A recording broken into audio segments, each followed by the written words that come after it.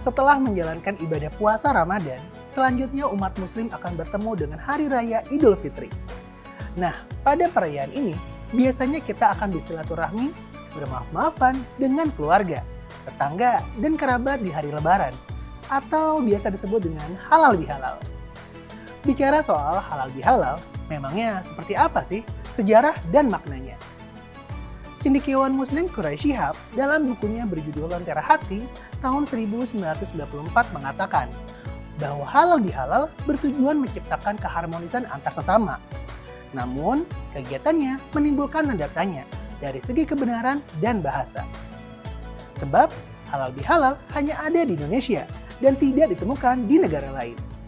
Konon, ada beberapa versi mengenai asal-usul tradisi halal bihalal di Indonesia. Ada yang menyebutkan halal bihalal pertama kali diperkenalkan oleh ulama pendiri Nahdlatul Ulama, Kyai Haji Abdul Wahab Hasbullah pada tahun 1948. Di era kepresidenan Soekarno, Kyai Haji Wahab dipanggil ke istana untuk dimintai saran terkait kondisi politik di Indonesia yang tidak stabil karena konflik. Kyai Haji Wahab pun memberi saran untuk segera silaturahmi agar dapat menggabungkan para elit politik dalam satu forum. Berhubung pada waktu itu berdekatan dengan Hari Raya Idul Fitri, saran Kyai Haji Wahab pun disetujui. Soekarno pun meminta istilah yang menarik sebagai pengganti silaturahmi, sehingga muncul istilah halal bihalal. Namun, ada lagi versi lainnya.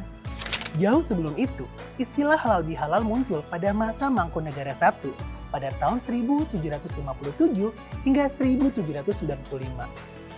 Namun pada masa ini, mereka tidak menyebutnya dengan istilah halal bihalal, melainkan tradisi pisauanan.